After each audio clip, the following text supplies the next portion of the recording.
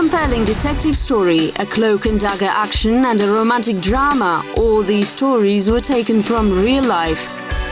The history of Kazakhstan is inseparable from the world history. Reflections on history, our version. Secret voyage.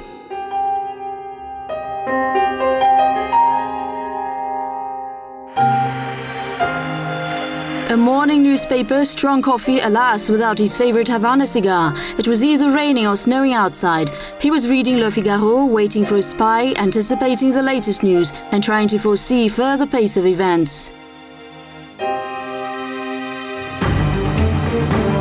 A civil war in North America and the subsequent cuts in cotton imports to Europe will probably spark an interest in Turkestan.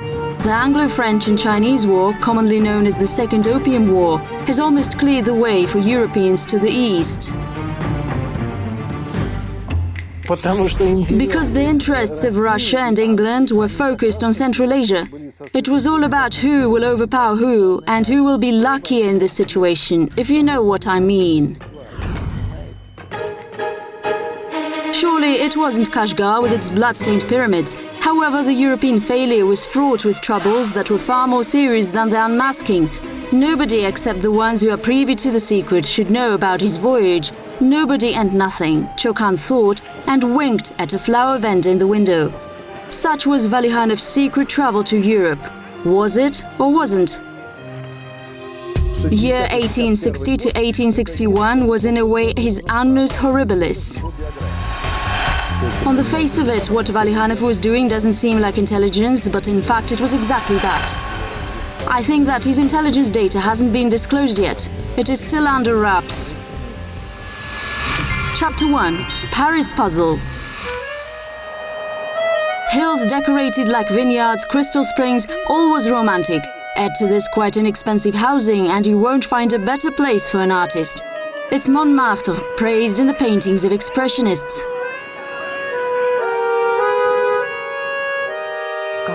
What was Chokan Valikhanov's Paris? Just as small and cozy?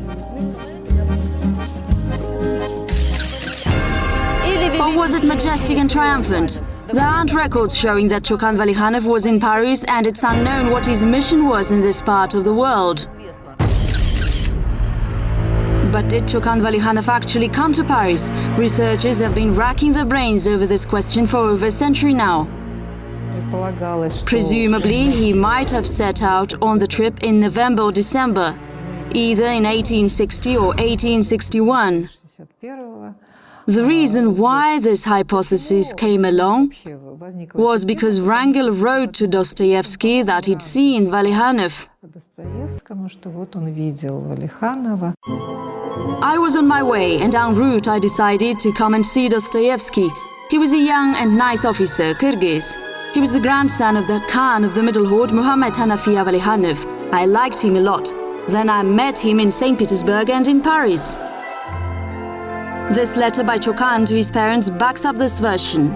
If it's God's will, I will leave Petersburg for Paris. To do that, I borrowed some money from one person. Then a request is shown. He asks to send him the amount of money worth 1,000 rubles intended for his annual maintenance. Overseas, even if an A-list celebrity or generalissima runs into debt, they're thrown into a debtor's prison.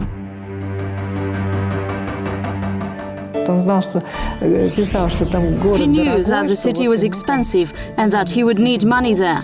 However, he was willing to go, and it's puzzling.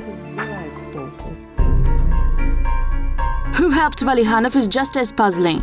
Some historians are confident that Wrangel himself, through Dostoevsky, lent the money to Valikhanov. Others assume that the money came from Yadrintsev, one of Valikhanov's friends in St. Petersburg and his first biographer.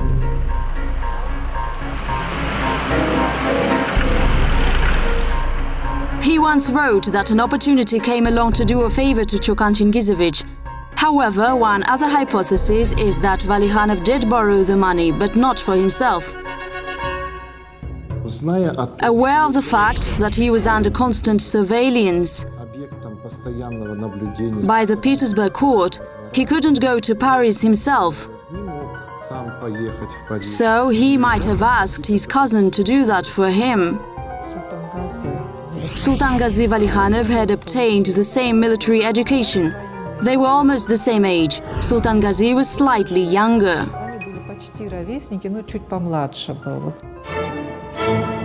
Physically, they were alike too. Gazi tried to emulate Valikhanov. Strangely, but apparently Chokan encouraged this emulation. Maybe he had his own motives for that. The question here is whether Baron Wrangel, who had seen Chokan a few times by then, might have confused the two brothers. He certainly wrote about him, mentioning friendship with Dostoevsky, the military school, and even the consumption disease.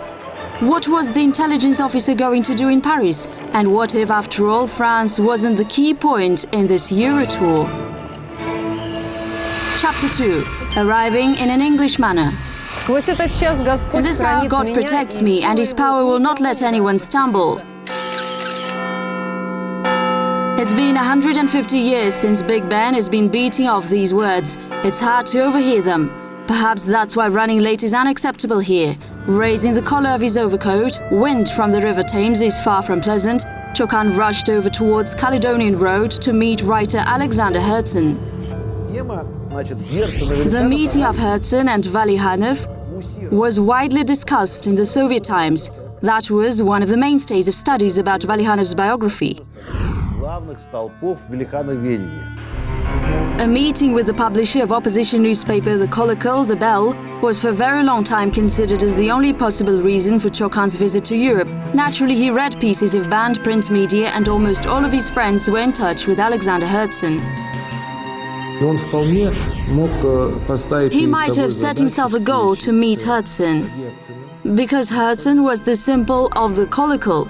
Herzen was the voice of democratic Russia.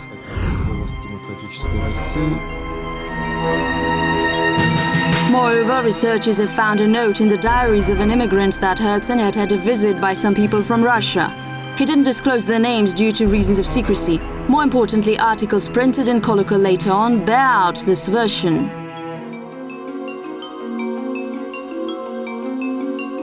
At that time, some items were published in the Kolokol about the Kazakh steppe, but I don't know who wrote them. He walked around over there, dropped by the Kolokol, met Herzen, and disseminated revolutionary ideas. Of course, that was naive, because a foreign intelligence officer wasn't authorized to take unsanctioned actions.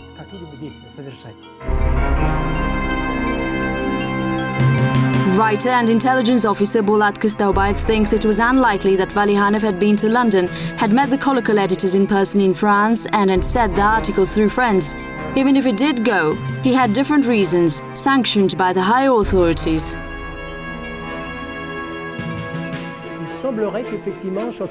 I can't tell you if Chokan Valikhanov was in Paris, but I can say that he studied the organization of the French administration, the political management.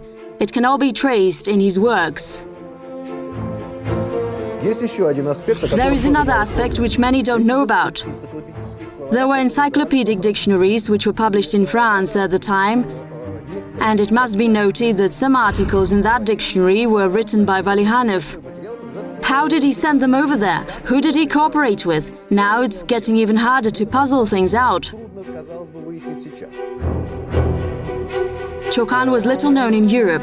His report in the Russian Geographical Society made a furore in the entire continent. In fact, his notes about Kashgar were printed in London. So why didn't he leave any reference to his European trip, unlike his Eastern voyage?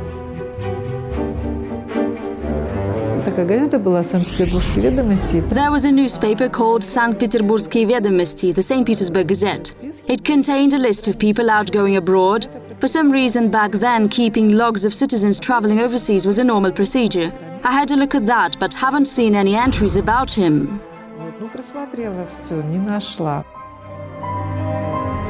Not a word in the diaries, not a single restaurant bill or a theatre ticket, nothing. Besides, the winter of 1861 was particularly severe.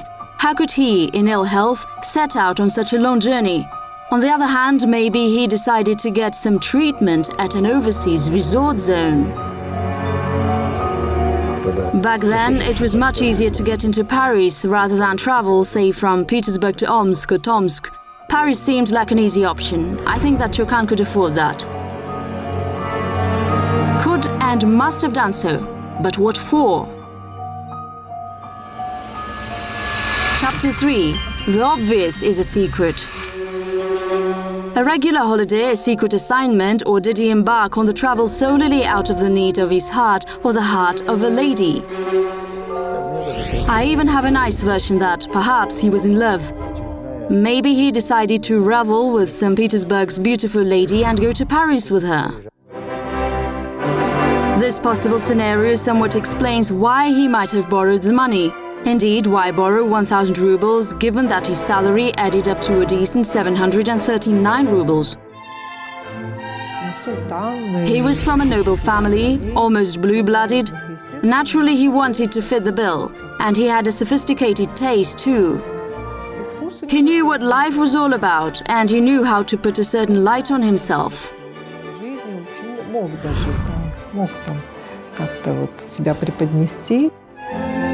Upon arrival in St. Petersburg, he completely renewed his wardrobe. He might have done the same ahead of his trip to Europe. Many in his surroundings said that he had liked fancy articles, expensive cigarettes and champagne. He'd already played the role of an easygoing moneybag in Kashgar, a connoisseur of all the beautiful the world had to offer, slightly tired aristocrat, searching for new impressions. He was in Paris as part of the Russian delegation. It was either a commercial mission or a delegation to facilitate the exchange of research and technical experience. An author of book The Secret of Chokan Valikhanov says that even then, security services would give cover stories to intelligence officers and planted them in various delegations and tourist groups. Surely he was undercover and collected research and technical information. In fact, the hypothesis that it was Ghazi Valikhanov who was seen in Paris emerged not by mere chance. Some military historians suppose that the intelligence officer might have disguised himself under the relative's name. Other data suggests that at that very time Ghazi was in prison for cattle lifting and couldn't have been in Paris. Weirdly, but all these speculations that he might have been in Paris in 1860 or 1861 cannot be borne out, and the months of his presumed stay are inconsistent.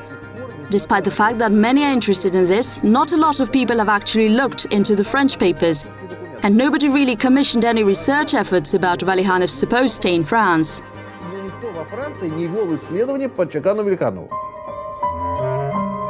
What mission could Officer Valikhanov be completing? Researchers presume that preparation for this most private trip had begun long before his arrival in St. Petersburg, and the stay in northern Palmyra, as reckless as all students would like to have it, was merely a kind of training, because even this seemingly clear period of his life was full of dangerous mysteries that far outweigh even the Kashgar tour.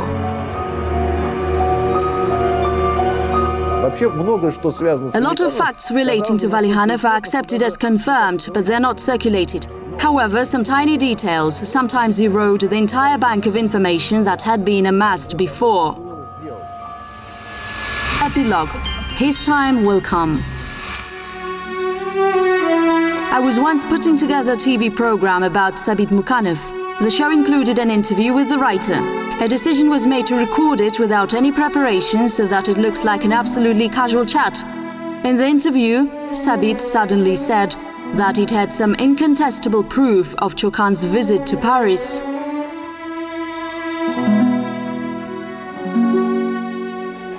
This is an afterword by translator Alexei Bragin to the novel A Meteor Shot Along. Mukhanov told Bragin that he would write a piece about that. Second said that all was in its own good time. He wrote 2 volumes of his book and passed away.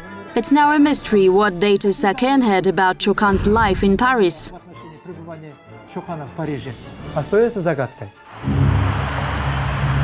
Only Chokan knows how it all was in reality. Perhaps everything was like this.